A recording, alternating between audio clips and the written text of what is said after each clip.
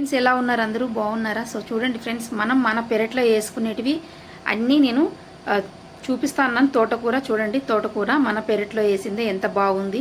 So పైదంతా తెంపుతున్నాను.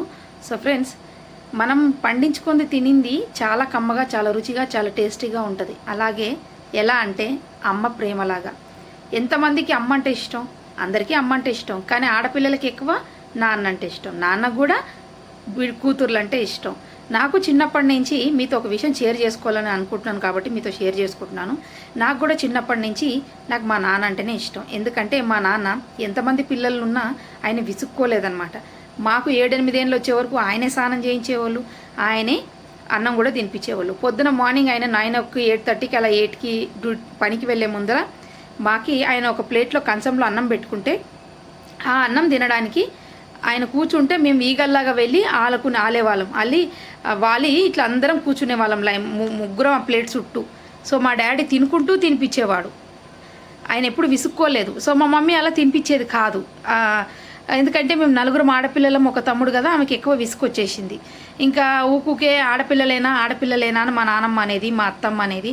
అందుకని ఆమె చాలా లోలీగా ఫీల్ అయిపోయి చాలా అప్సెట్ అయిపోయేదన్నమాట. మమ్మల్ని అలా అనుకునేది మా అమ్మ. ఏదో నాకెందుకు పుట్టారో ఏంటో ఈ పిల్లలు, అది ఇదని, దయ్యాల్లాగా పుట్టారు అని కూడా అనుకునేది. కానీ చాలామంది ఎంత ముచ్చటగా ఉన్నారు, ఎంత బాగున్నారు, ఎంత సకదనంగా ఉన్నారు అని అనేవాళ్ళు. అప్పటి నుంచి మా మమ్మీకి కూడా మేమంటే ప్రేమ. ఎందుకంటే ఎటు చూసుకున్నా మాలాగా అంత సకదనంగా, అంత ముద్దుగా బాగా ఎవరు లేరు ఎక్కువ శాతం మా అమ్మ వాళ్ళ ఇళ్ళల్లో అలా అన్నమాట.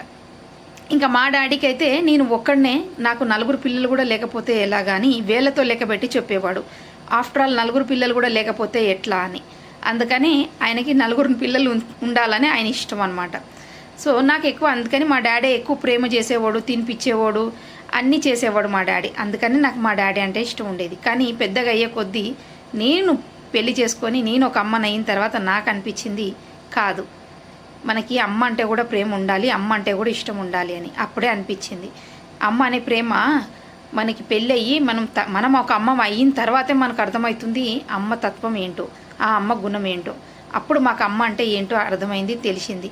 ఎందుకంటే అమ్మ అంటే నోట్లో ముద్ద పెట్టడమో, అమ్మ అంటే ప్రేమ చేయడమో, లాలించడమో, పాలించడమో కాదు. అమ్మ అంటే ఎన్నో సాక్రిఫైస్ చేసి, ఎంతో కష్టాలు పడి, ఒక్కసారి ఆమె చనిపోయి బతికి మనల్ని కంటుంది, మనల్ని పుట్టిస్తుంది, మనకు ఒక కొత్త జన్మనిస్తుంది. సో అమ్మ కూడా గ్రేటే. నాకు అప్పుడు అనిపించింది. అండ్ మా నాన్నకి కూడా మేమంటే ఇష్టం ఎక్కువ, మా మమ్మీ కంటే కూడా మేము ఇష్టం. అందుకని మీతో షేర్ చేసుకుంటున్నాను. కానీ ఎవరైనా